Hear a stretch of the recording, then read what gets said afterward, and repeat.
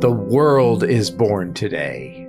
Today, for the first time, two creatures of the low worlds, two images of Maladil that breathe and breed like the beasts, step up that step at which your parents fell, and sit in the throne of what they were meant to be. It was never seen before. Because it did not happen in your world, a greater thing happened, but not this. Because the greater thing happened in Thulkandra, this and not the greater thing happens here. This is Pints with Jack, Season 8, Episode 19, Perelandra Chapter 16. I have seen Ares and Aphrodite.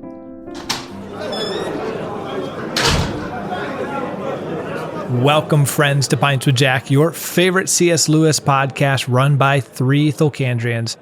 Andrew, David, and myself, and for a change, we are all here. Yay! And more excitingly for all of us, it is not the morning, Woo! which means the beverages are most likely going to be quite different. I can only speak for myself, but I am feeling optimistic, gentlemen. How are you all doing? I'm doing well. I actually wasn't meant to be here today. I was meant to be in Chicago on a business trip, but then my train got cancelled, and it takes unbelievably $750 to fly from La Crosse, Wisconsin to Chicago. Jeez. So I've been doing it all remotely. So I was just going to let you guys take this on, but here I am anyway. Yay! Wonderful. I was prepared to take on the mantle of Batesian rigidity. I even texted ahead of time, being prepared, but another time. Yes. Well, I was so sad to miss last time. I'm in the season of job interviews. My 3-year residency program ends in June at Church of the Messiah. And so I'm in active talks with my bishop and with my canon to the ordinary, this kind of the CEO of the diocese, to find my next job. So had an interview up in the Jacksonville area in Ponte Vedra. Was unable to join last week. And we've got kind of a busy couple of weeks. I'll be in Birmingham, Alabama on March 2nd, on Sunday for Max McLean. I'll be doing a talk back for 2 of the Screwtape shows. So lots of travel. I'm glad that my buddies were able to make it on a Wednesday so that we can have some adult beverages. Also had a great chat with McKenna from Harper One, and she's running the C.S. Lewis Substack.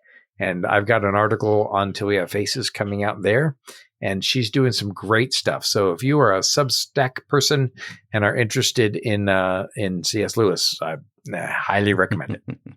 In C.S. Lewis news, the BBC has just started releasing That Hideous Strength audio play. Ooh. If you go to BBC and look for it, it's on their iPlayer. You can listen to the first episode. Wonderful. That's great. That might actually turn out to be very appropriate because I have also discovered that the annotated edition, the Wade annotated edition of Surprised by Joy might be delayed. So I don't want to do a season on Surprised by Joy without that to cheat. So we may well be doing The Abolition of Man next season and have it a nice short season and then just run straight on into That Hideous Strength. Yeah. It's not 100% decided, but I put it to our slackers, and that was what they thought by a landslide. This is just brainstorming, and I don't mean to mess with your Trello, but let's start with Charles Williams month so we can get a little flavor of what's going on in That Hideous Strength. Oh, yeah. In any case, I look forward to being together with you all. Also, great progress. merechristians.net is live, and it's got all the information about the C.S. Lewis Conference, Mere Christians Conference, coming up May 2nd and 3rd. Michael Opisi and Annie Nardoni, friends of the show, are going to head up our academic track, and we've got great things going. So looking forward to seeing folks in Winter Garden for a conference. And actually, Michael was interviewed on that other C.S. Lewis podcast. Yes, he was. And it's a 2-parter, so he'll be on again next week. One thing I did just want to say is that we've had some fantastic discussions on Slack recently. We don't talk about this enough, but I did want to highlight something that L'Oreal wrote recently. She said, "I love the line from the book of where the unman's trying to fill the lady's imagination with, quote, bright poisonous shapes, as it is the imagination we use to interpret what we see, think, etc. As Lewis says, reason is the natural organ of truth, but imagination is the organ of meaning. Lovely. Hey, I know that you all talked about it, and I haven't had a chance to listen to the recording. I did want to mention in chapter 15 that when Ransom reaches out and the food almost falls into his hands, that's the very opposite of the Tantalus myth. Yeah. We didn't mention that. I had it in my notes. So I thought, that's too obscure. But please, unpack it. Tantalus is punished by the gods, and he's up to his neck in water. And then when he dips his head in order to drink, the water falls, and so he can never drink. And then there's fruit hanging over him. And when he reaches for the fruit, the branches pull away. And so Lewis very often will take a myth and flip it upside down.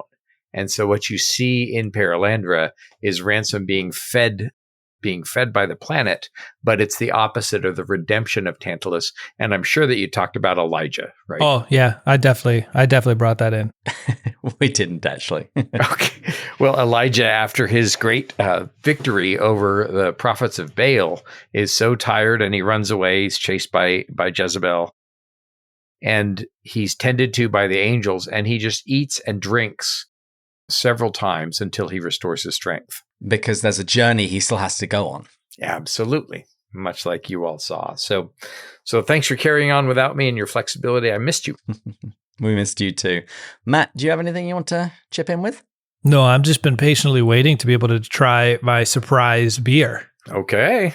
Since it's the evening, I'm glad to see that everybody's doing something a little bit more exciting. So, Matt, you talk us through yours first. So I can't speak to the flavoring, and I don't know why I waited this long. I fully intended to drink this like at the beginning of the season or the end of a season, which I guess is coming up here. Well, there's a lot of other stuff. Anyways, this is a year old, and it is from a brewery in Texas that creates a San Diego beer. It's a dry English stout, and it literally has C.S. Lewis and Tolkien on front, and it's called Inklings. And I talked to the guy when I was there, and he said the owner loves C.S. Lewis in the Inklings. So I'm holding up a picture here. You see Tolkien, you see Lewis. I'm excited to drink this. I don't know if it's good anymore. We should get a sponsorship or something. I know. Or at the very least, a free beer at some point. Or a case. Yes, 6. Yes, absolutely. What's the name of the company, Matt? This label is incredibly mysterious. It does not actually have the company name on it. That's a major fail, dude. We can't get a sponsorship if we can't say their name. Come on. My wife would know the actual name of the brewery. We were all there. That's where actually her cousin did her rehearsal dinner welcome party. So I can get the actual information. It's just for some reason not on here. Let's do. David, what are you drinking? I'm drinking Hennessy's very special cognac. Because I bought this for a cocktail a while ago and there's still half of it left. And so I decided it's time to start cleaning out the dregs of my liquor cabinet. So I'm starting with this. Lovely. Well, I've got an old speckled hen in a nitro can. My first old speckled hen was in Cambridge at Robinson College at the upon the advice of Malcolm Geit. And so here's a beautiful creamy, you can hear it. Now, we don't have any new patron supporters to toast, but I do think we've got an existing supporter that we should toast. Santiago Aber, he was just ordained a priest. Oh, can I do this toast? Yes. Go for it, Andrew. In the name of the Father, and the Son, and the Holy Spirit. Amen. Here goes. Here goes. Father Santiago, may God fill your days and nights with a special awareness of his Holy Spirit and his steadfast love. And may he fill your hands with good work to do as you break the bread and pour the wine, as you administer the sacraments to God's chosen people. May he fill you up as you fill others up. And the blessing of God Almighty, the Father, the Son, and the Holy Spirit be upon you this day and all the days of your life and your long, we hope, ministry. Cheers. Cheers. Cheers. I think every listener wondered, why does Matt do these anymore? That was a good one. Oh, so good. You know what? I think I'm also going to maybe pour a little dram of Lagavulin. Double fisting it already. You know we're in for a chapter. I'm pretty confident this is bad. It's a respectable chapter. A respected chapter. Matt, what did you make of your drink? Pretty confident it went bad. I don't know what bad Imperial Stout tastes like, but If I could taste moldy, that's what moldy would taste like. Oh, so sorry. Sorry. I'm saving the can, though. Matt goes to find himself an alternative beverage. I'm going to read my 100-word summary of chapter 16. I'll just drink for Matt and me both. Ransom speaks to the two angelic rulers of Perelandra and Malacandra. The Oyasa of Perelandra says that the hour has come, and she will entrust the planet to the unfallen Green Lady and her king. The Eldila transform into appropriate forms for their arrival. Ransom spends quite some time thinking about the appearance of each of them and how it communicates gender and myth. Large numbers of animals gather with them as the day dawns and the king and queen arrive. So when we left Ransom at the end of the last chapter, he saw that two Eldila were present. And we begin this chapter overhearing their conversation. There's so many things to discuss here. There really are. First of all, what is it that they're talking about? Well, they say they have already set foot on the sand and are beginning to ascend. But we don't yet know who they are. No, we don't. And then when one tells the other that Ransom has arrived and asks the other to take care of him, they say, Matt's got some Macallan? No, Dewar's white label, but I figured I'm drinking scotch out of a glass to kill the bacteria in my mouth. Yes, absolutely. Health. Yes. The Eldila say the small one from Fulcandra is already here. Look on him, beloved, and love him. He is indeed but breathing dust, and a careless touch would unmake him. He is in the body of Meleldil, and his sins are forgiven. His very name in his own tongue is Elwyn, the friend of the Eldila. What does Elwyn actually mean? That's from the Anglo-Saxon, isn't it, Matt? That's what I was going to say. Actually, made me think of Lord of the Rings, if that's helpful. Mm-hmm. It literally means elf friend. Oh, hey. Or elf wine. Look at that. But the thing that's funny about this description of Ransom is it's not all entirely positive. The Eldil also says, in his best thoughts, there are such things mingled as, if we thought them, our light would perish. Yes. And we find out that the Eldil knows about Ransom, and he explains that he himself has actually entered Earth's atmosphere and encountered the demonic forces at work. He says, a thickened air as full of the darkened as deep heaven is of the light ones. So basically that the air around Earth is as dark as deep heaven is filled with the light, with the Eldila. And he says, I have heard the prisoners there talking in their divided tongues, and Elwyn has taught me how it is with them. You know, one thing that stuck out to me in this section, going back a second, was where it talks about, and maybe when I went to get to Scott, you guys mentioned this, but breathing dust in a careless touch would unmake him. Did that guys make you think of like, he's untamed but good? It made me think of it because it's just like God is so powerful, he could like squash you in a second. It's his goodness that keeps him not. So like here, breathing dust in one careless touch would unmake him. Kind of like I remember in theology classes, negative theology, hard to define God. I think negative theology was it, but it was like, you could put him in your hand and it would like, he could squeeze you. Apophatic, yeah. That's what it is. Yes. Breathing dust is describing his physical being, right? Mm-hmm. He is dust that has God's life in it.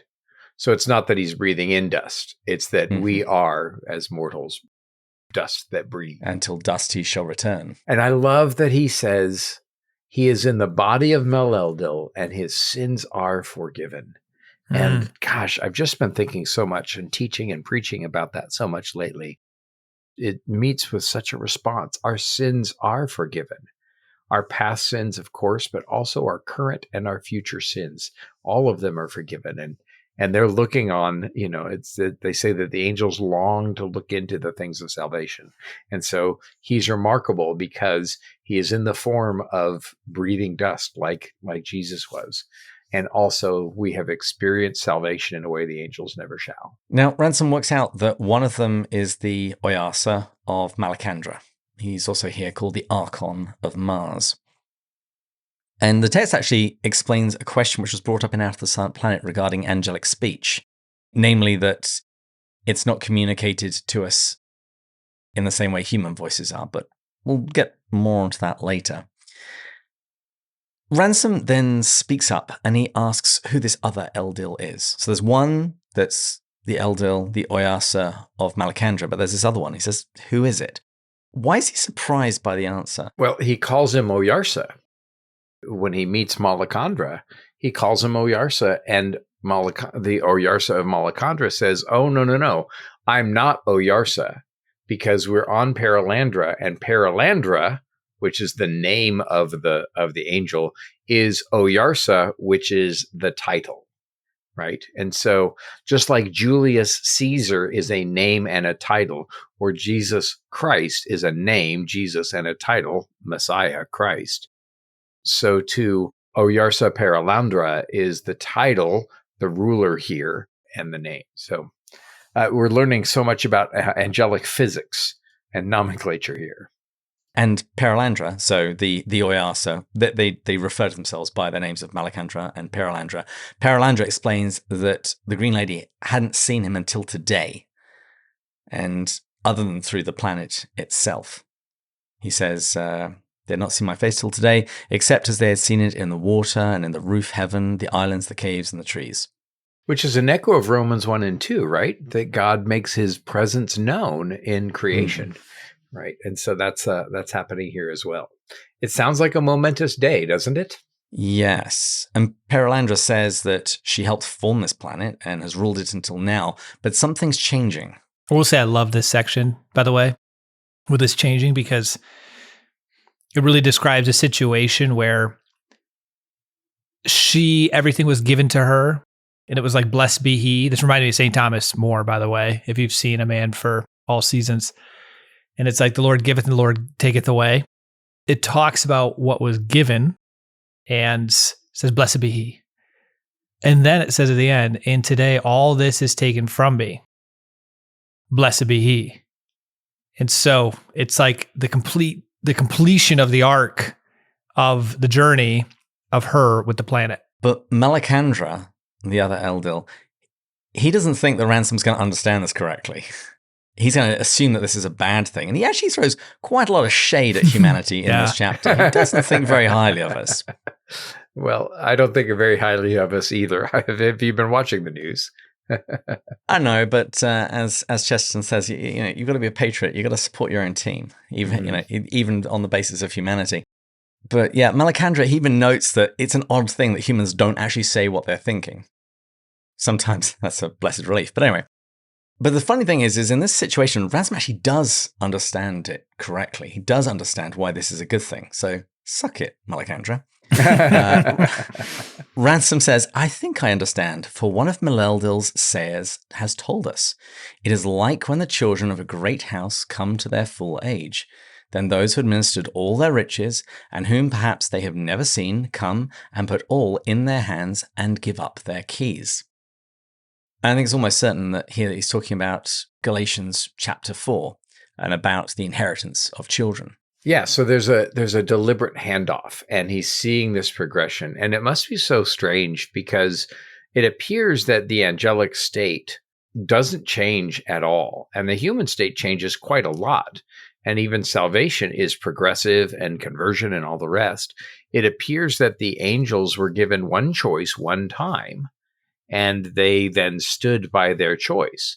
So a third of the angels fell and became demons, and 2/3 of the angels did not fall and remained angels. But it looks like while demons cannot undo their choice and become angelic again, in the same way, angels don't get the choice to fall again. But here there's this great handoff. And what we see is them talking about the residents of Perelandra about to take on these new responsibilities. It's a very different spiritual economy than the angelic one. David, does this remind you a little bit of what we talked about last week, which was one of the beautiful themes that we've seen in a few chapters, played out again last week? That realization, I think the way I phrased it the very first time weeks ago, was the blend between a deep sense of agency, that we actually actively have to participate. And so Ransom recognizes this with the unman, but then a deep surrender where there's no pride. This isn't me. And I'm seeing this even here in the angelic creature, which is I created, I formed, I was put in charge of, I ruled.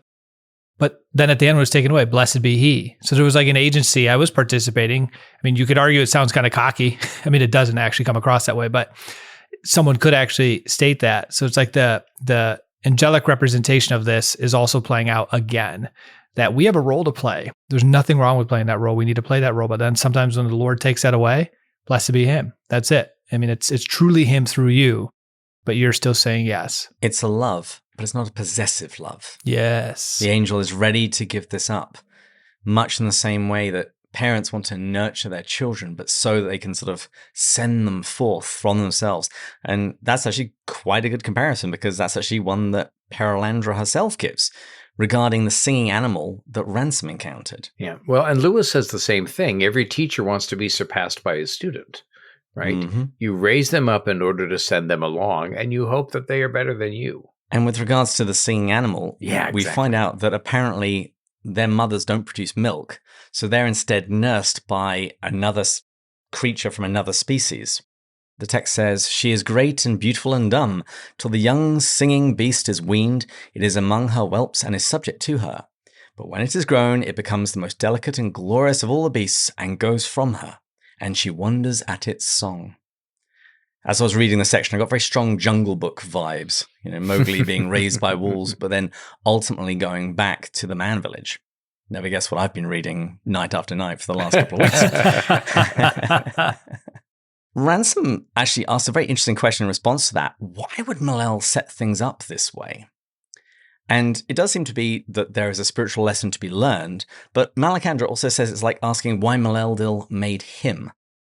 There's a certain level of just trusting in the wisdom and the design of Maleldil. Shall the pot say to the potter, why have you made me this way? Right? From Romans. Mm-hmm. Yeah. Then Perelandra says that the hour has come. What's this hour, Matthew? We're finally going to get to see. I mean, really the whole book, it was about this reunion between the king and the queen. Reunion actually is not the right word. I'm sorry, but the union, maybe rather than a reunion. Yeah. The coming together, the finding. And so we're about to see this. And did it give you a little bit of a sense? I'm jumping ahead here a little bit, but for the sake of this dialogue here, it talks about when they kind of come up and the beasts and stuff. Does that give you a little bit of a sense of like the Great Divorce, Sarah? Sarah Smith, yeah. Yeah. Sure, absolutely. It's going to be beautiful. Yeah. The way that the animals flock to the queen. And so there's harmony. I was just praying with a parishioner today who lost their family pet. And, Lewis's great comments in the Four Loves that the animals are raised in us. And so, yes, this harmony. And, you are getting ahead, but he says it's like Noah's Ark, except there won't be any need for Noah's Ark. Right? There's no need to save from destruction. Because the period of temptation has now passed. Yes. Yeah, that we're now moving into a new era. And we then discover that it was the king and queen who are currently climbing up the mountain. They're the people that were referred to earlier. Well, and it's as if our first parents, Adam and Eve, had resisted the temptation and resisted the fruit from the knowledge of good and evil, and were at the point of taking the fruit from the tree of life. And all of those animals that Adam named would probably have been in procession just like these. And in response to all of this, Ransom falls to the ground. I'm not sure if he faints or if he's just like, it's just the sheer sense of relief that the whole ordeal is over and that his job was well done. I think there's a third option. I think that he bows down in worship, right? He's bowing down between a king and a queen. Remember that moment where she realized that he wasn't a queen and she was a subject and she began talking graciously to him? She's like talking down to him out of great grace. The only thing is they're not here yet. Okay. So maybe I think he's falling down at the possibility, but I think that there's almost there certainly is a reverential sense in this chapter and especially the next. Blessed be he. Well, what's interesting is that Malacandra offers him a very strange kind of reassurance. He says, "Be comforted. It is no doing of yours." It's like, King, I'm sorry, were you fighting the unman? I'm pretty sure that was me. But he says, "You are not great, though you could have prevented a thing so great that deep heaven sees it with amazement." Which is a very weird way of saying it, in my opinion. He says, "Be comforted, small one, in your smallness. He lays no merit on you. Receive and be glad. Have no fear, lest your shoulders be bearing this world. Look, it is beneath your head and carries you." I think some part of this should be engraved somewhere on my office walls. Yes. I feel like there's a ton of wisdom in this.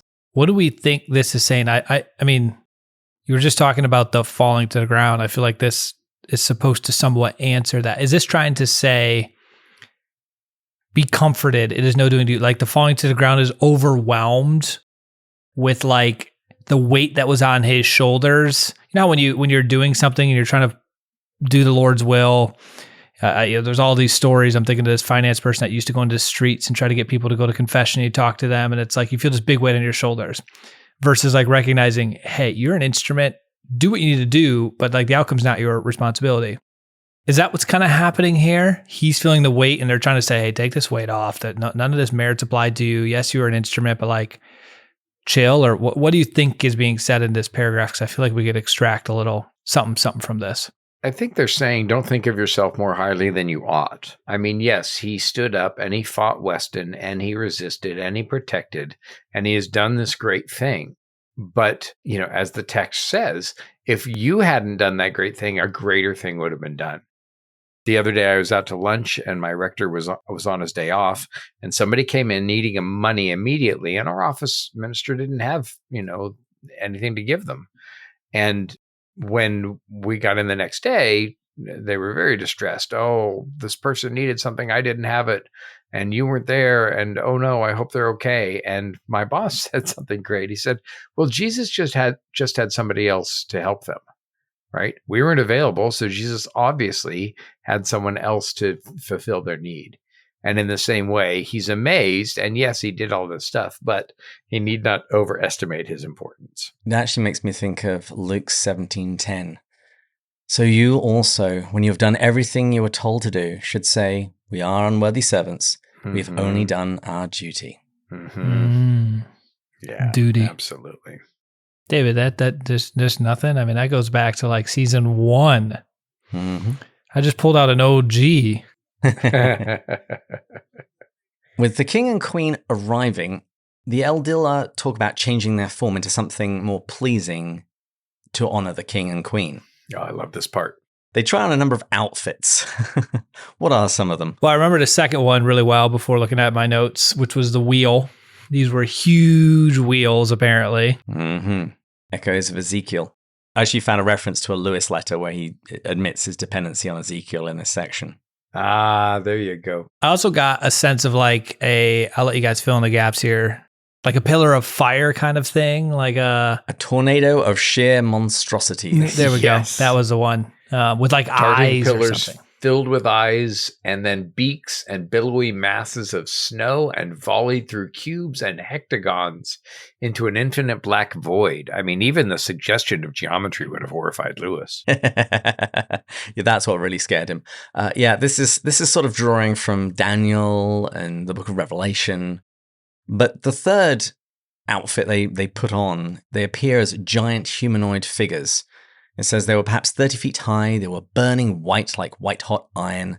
The outline of their bodies, when he looked at it steadily against the red landscape, seemed to be faintly, swiftly undulating as though the permanence of their shape, like that of waterfalls or flames, coexisted with a rushing movement of the matter it contained. For a fraction of an inch inward from this outline, the landscape was just visible through them. Beyond that, they were opaque. And Ransom notes that although they're stationary, they seem to be moving, and he notices something rather odd about their angle in relation to the valley. And then he concludes that they are in fact moving rapidly to appear stationary. Yes, it's U2's song, Running to Stand Still.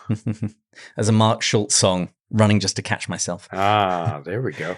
And it's what happens with the Eldil at Ransom's cabin.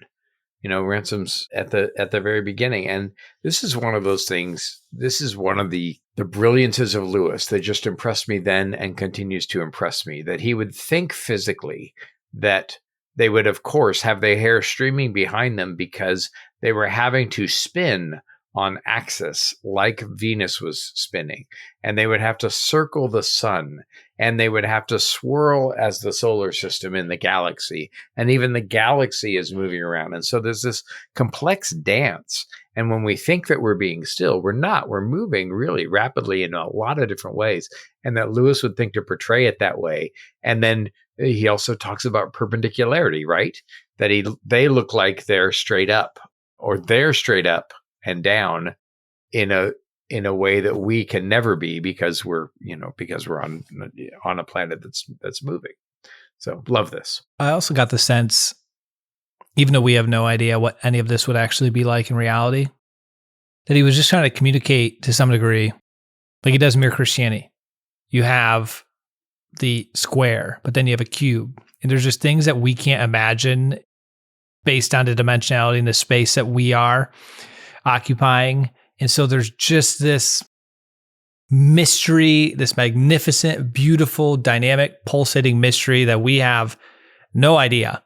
And I agree with you, Andrew. Like, he did such a unique way to communicate that.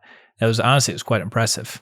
It's been the repeated theme that the universe and the world is bigger than we can even get close to grasping. Yes. Mm-hmm. That's what we've encountered when we've met the mermen. Bigger and different, right? Mm. Bigger and more fecund and more divergent than we can possibly imagine. I also love the picture of the halos, right? The plumage of the halo of one of the Eldil was extremely different from that of another. Yeah, he says that while their bodies are white, there's like streaming colors going up over their head and shoulders. And one of the things he calls it is a halo. The interesting thing here is that while Ransom can't actually remember the colors, he says that he would be able to recognize them again. This is almost certainly a nerdy conversation that the Inklings had, because we're told that Lewis and his friends think that the Eldila were directly manipulating Ransom's brain, possibly so that he could see colors beyond the range of the human eye, which is just, again, a sort of another mind-bending idea. Yeah.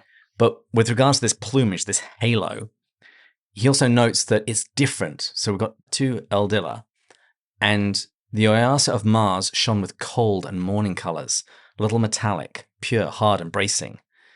The Oyasa of Venus glowed with a warm splendor, full of the suggestion of teeming vegetable life. Yes, because he is metallic. Mars uses metal weapons, and Venus is fecund, right? She's vegetative. She grows things. She's fertile. By the way, in the very first sentence, it says, a voice with no blood in it spoke out of the air and sent a tingling through his frame. And Michael Ward has been very eloquent about how tingling is a word related to the stars or the planets.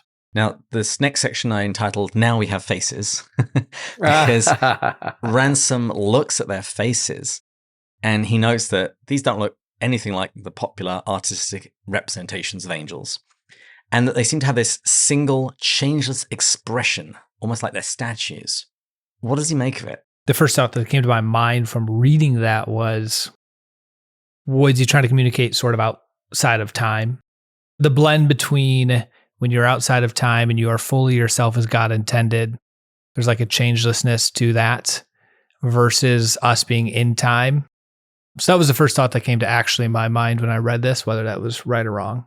I'll let Andrew fill in the gaps now. Well, I'm not sure about filling in the gaps, but they have these kind of primitive, archaic statue. It looks like the archaic statues of Aegina, which, kind of blank-faced. But I love this, especially because this weekend I'm going to preach and teach about agape or charity. He concluded in the end that what was coming out of their faces was charity, meaning agape, unconditional love, agape. But it was terrifyingly different from the expression of human charity, which we always see either blossoming out of or hastening to descend into natural affection. Here, there was no natural affection at all. No friendship, no storge, family love, no eros. No least lingering memory of it, even at 10 million years distance. No germ from which it could spring in any future, however remote.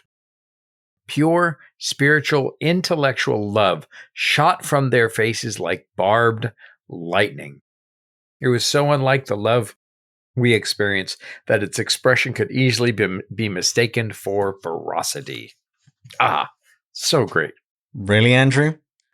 What's that? Really? No mention of Till We Have Faces? When I read this bit, it made me think of when the god appears just after Psyche tries to reveal him by the light.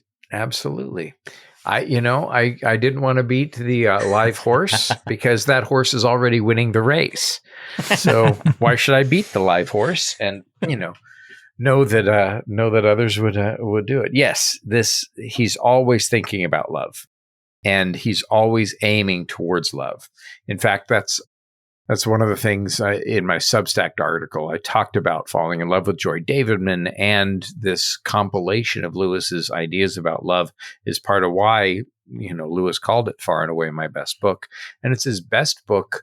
And I'm not trying to stoke the argument. If it's his best, I think it's his best because it's talking about the most important thing in the world, which is this steadfast love of God that we see pouring from the faces of these angels.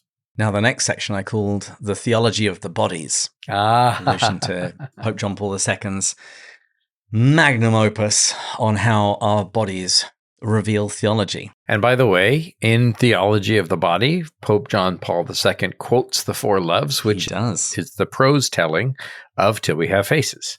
There you go. There's your gratuitous reference. Feeling better now? Thank you. Much better. Much better. Good. Now, what their bodies reveal is really interesting because they're naked. So immediately my head went to Genesis, naked and unashamed. But what's interesting here is they don't have any sexual characteristics. And yet there is still a clear difference between Malacandra and Perelandra. But Ransom wonders, but whence came this curious difference between them?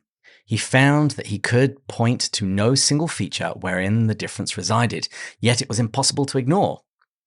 And he tries to explain what the difference is, and it's all by comparison, saying, well, Malacandra's kind of like rhythm, and Perelandra is like melody.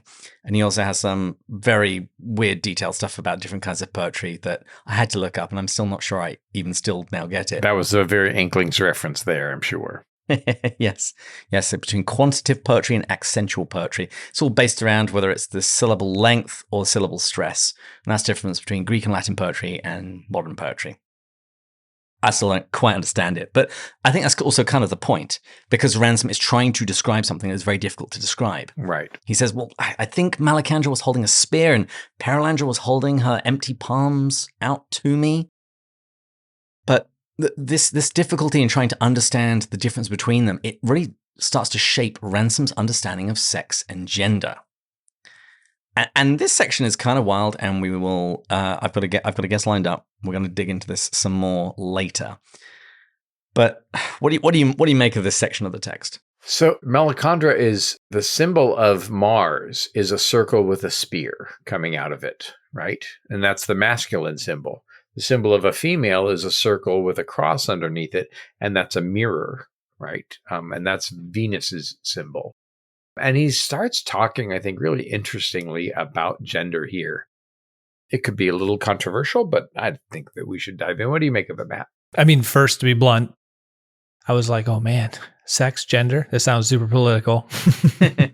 And so I was like, my ears perked up when I got to this section. 80 years ago, he wrote it 80 years ago. That's honestly, though, that is what kind of shocked me, was this is such a debated topic today, and he was writing about this.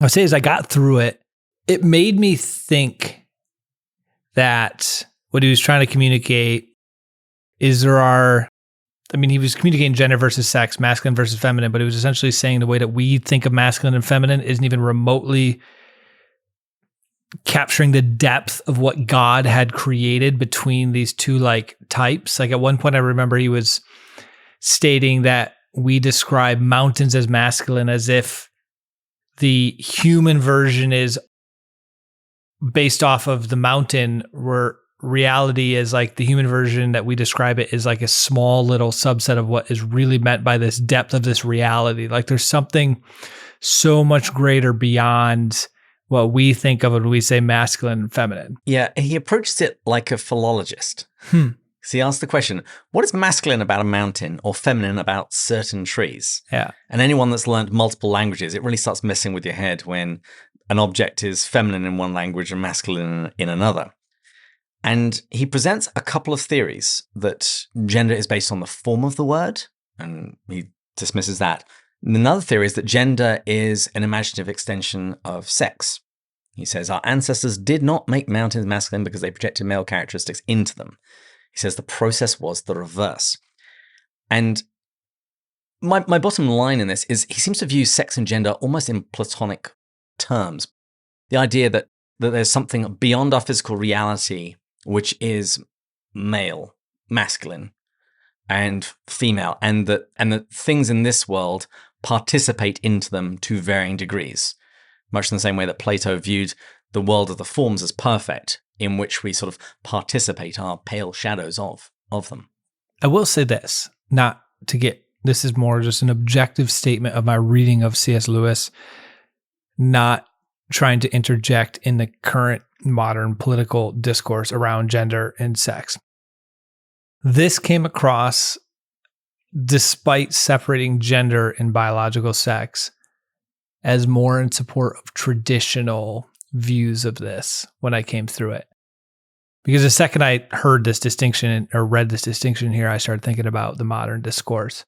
Yeah, I guess my brain went to getting through this. He's making a very clear distinction between these two, and more stronger than we hear today. So I've heard it recently described that there is biological sex, then there is gender, and then there is how you present with those things. And at the very least, what Lewis is doing is this is another example of what I call him chucking us under the chin, kind of saying, hey, there's a whole lot more involved and there's a whole lot more to think about. It's like what he says in Mere Christianity, that Christianity is difficult, just like physics is, and for the same reason.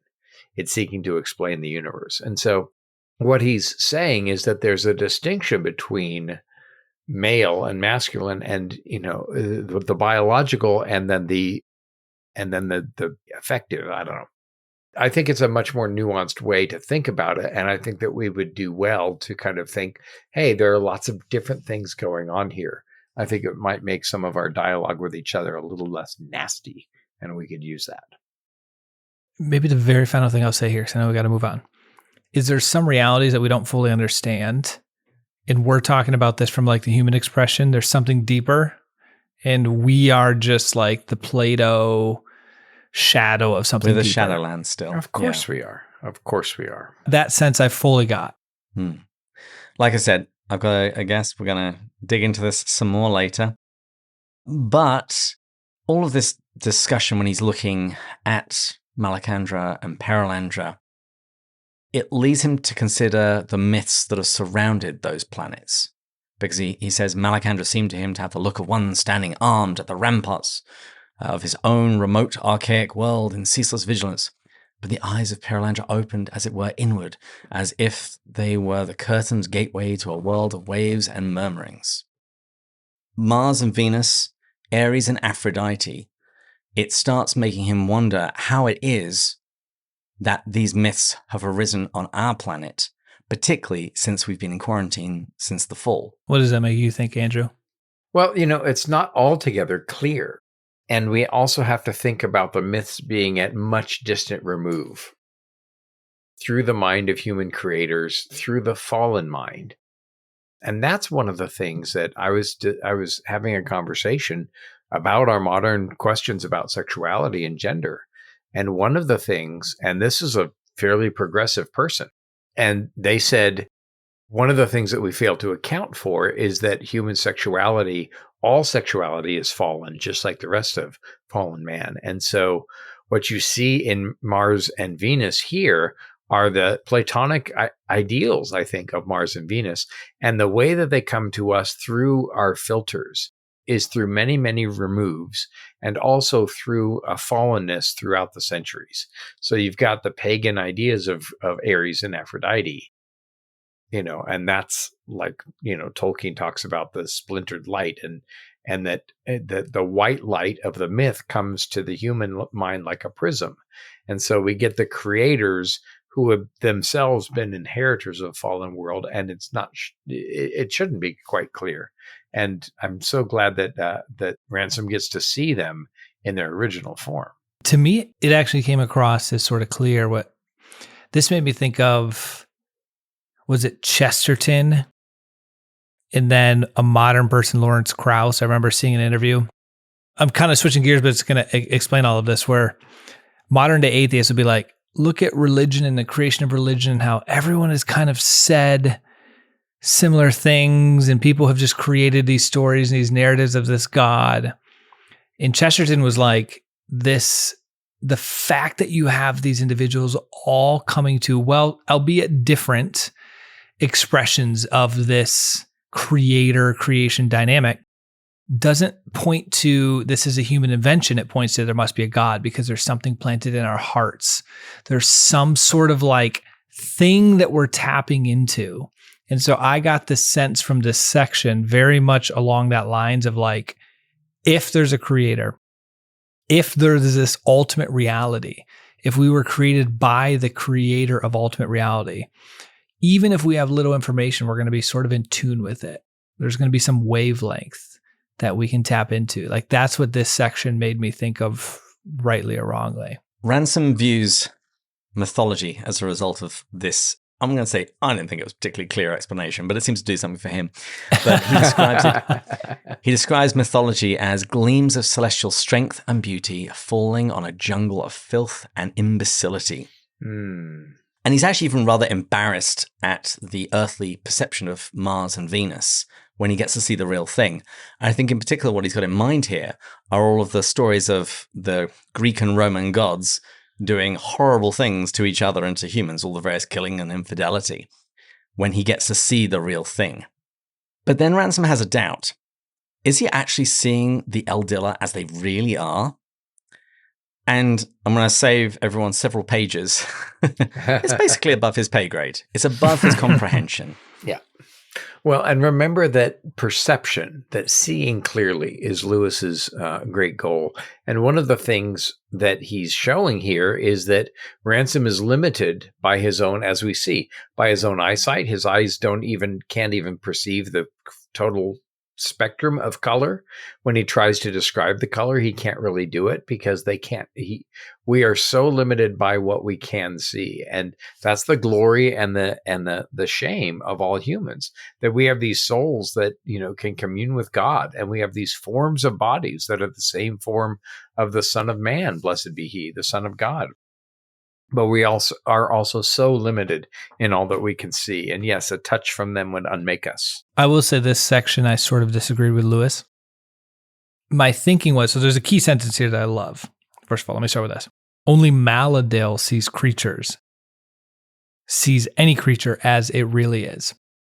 We thought about doing this for the quote of the week, and I thought that was important. I thought that was beautiful, because we've seen that in Mere Christianity. You only become fully yourself when you give yourself to Christ. I think what I struggled when I read that was, I feel like in heaven, once we have both given ourselves completely to Christ, we will become fully as he intended. In addition, we will also start to see others as they were intended, because they've become sort of what their fulfillment of who they are is. So I kind of thought, like, my preconceived notion of what heaven is going to be like, David Bates is going to finally be in perfect communion with God. He's going to be the full expression of who David Bates thought he was. Matt Bush is going to be the same thing. But then Matt Bush will be able to see David Bates in that fullness of that expression. So be able to kind of see David as he truly is. Right now, I agree. I do not see David Bates as he truly is, as only Maladale sees that, only Christ sees that. But I felt like I had a little bit different view here than Lewis, maybe wrongly so. Well, yes, I'm sure that you're wrong then. That's clear. But I think that one of the things that Lewis offers us is that I love it. Is that we are relatively much smaller in importance in the universal status. I mean, here these Oyarses are, and they're enormous and they're huge and they're 30 feet tall and all the rest. But that's just one little angel over one little planet. How much bigger would be the Oyarsis of the solar system? How much bigger would be the Oyarsis of the Milky Way? How much bigger would be the Oyarsis over whatever the next category up that contains the Milky Way and another billion galaxies, right? And so some of what we should see and that we do see is this our own sense of our human limitation. And even if, as we perceive the things as they really are, really should be, even then we should see how small they really are compared to. And it does go back to Great Divorce, right? We couldn't even bend the grass of the hinterland, the very shoreland of heaven. And that even that perspective should help me understand that, there's something much greater happening in the universe. Matt, I think Lewis is saying to you, be comforted, small one, in your smallness. Yes. I don't like this. I resist this. He's probably saying it to me as well, but yeah. Well, no, what he's saying to you is comfort Matt in his smallness. Savage. Ransom then notices that there's a regular Noah's Ark of animals all around them. And of course, as we mentioned earlier, we actually don't need an ark, though, because this is an unfallen world. The lady survived the period of temptation. And there's echoes of the book of Revelation, because there are 4 singing beasts whose song soars over the noise of all of these other animals, like the 4 creatures shouting, "Holy, holy, holy," in the book of Revelation. And the Eldilla and the animals, they're all on one side of the pool, arranged in a sort of hierarchy, a ceremony, and they're all looking in the same direction, awaiting the king and queen. And Ransom asks a question, but he realizes something when nobody answers him.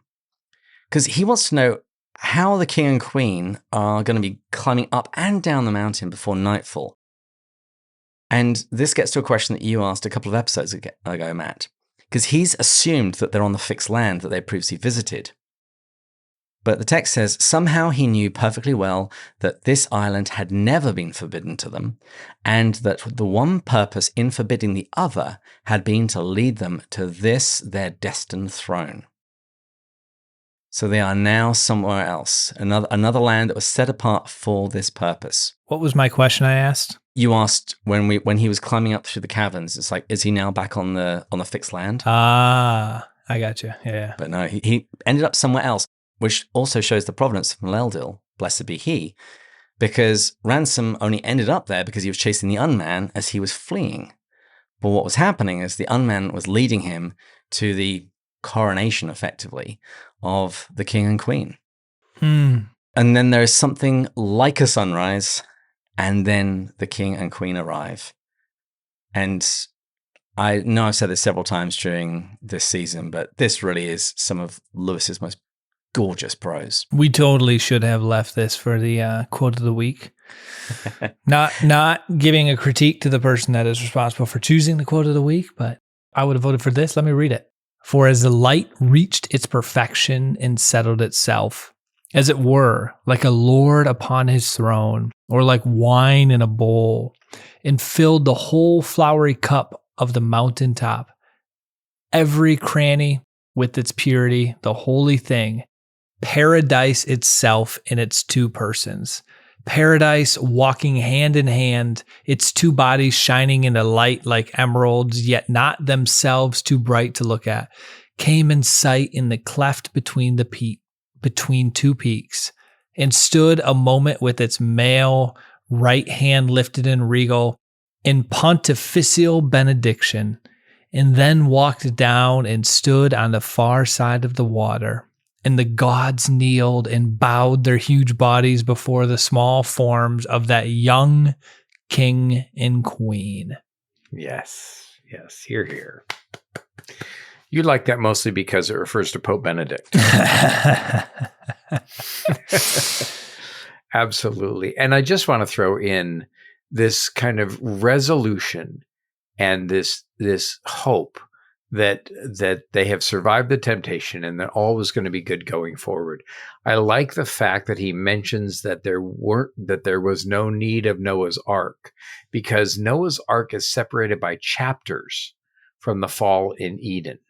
And so what he's saying is, in resisting that fall, there's no need for the judgment and the escape of judgment in the series of everything that would happen afterwards, right? Noah doesn't come to Adam and Eve, right? That's much, much later. And so all of the woes of the fallenness of our race through our own choices and the choices of our parents, all of those have been avoided. And here they are. And the very angels themselves are kneeling before these two humans. It's just delicious. And I can't wait to get to the blessed be he's next time. Well, as the Perelandrian royalty arrive, it's time for this podcasting royalty to leave. Any final thoughts before we say goodbye? I'm sorry for the cheesy sign off there. It wasn't cheesy, Matthew. It was wonderfully written. Yes, it was. By David, as usual, as per want. I think I absolutely agree with you, David, that this is some of his most beautiful prose. And the hopefulness in the midst of World War II to write this hope about escaping all of the fallenness and the sin and the degradation and the guns and all the rest. The hopefulness that this embodies in a pretty hopeless age is a real beacon of light. And I'm grateful. And I know why. I mean, that it makes sense to me that this was Lewis's favorite book until he wrote his last novel. And that he ranked this consistently amongst the tops. And this is one of those chapters that makes me agree with him. Well, I hear the call for final drinks. So thank you to our intern, Julia, our sound engineers, Taylor and Sarah, our Patreon supporters, and particularly our top tier supporters, Dan, Jody, Robert, Mark, Mary Margaret, Rowdy, Angela, David, Peter, Kate, James, John, Sarah, Rebecca, Megan, Brian, Joanna, Kelly, Stephen, Gary, Paul, Kay, Becca, Shane, Thomas, Amanda, Joelle, Erica, Matt, James, Bud, Squared, Edgar, Aldo, Kevin, and Mark. And of course, to all of you for listening. And please join us next time when we'll continue going further up and further in. Cheers. Cheers. Cheers.